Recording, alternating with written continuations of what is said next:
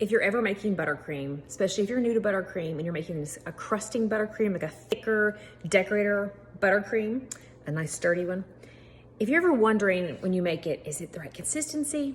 The question you should ask yourself is, does it look like mashed potatoes? If it does, then you're probably good to go. Let me show you.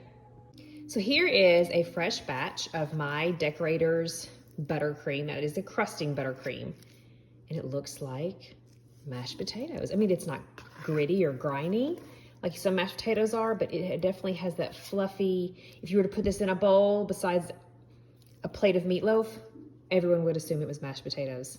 So if you're ever wondering, just think mashed potatoes and you're all good. And if you're new to baking and making buttercream, check out the link in my bio and you can sign up for a tutorial video class that you can watch anytime you want, all virtual. It has the full recipe and a full video tutorial for this buttercream that I use and all my favorite ingredients that make it what it is.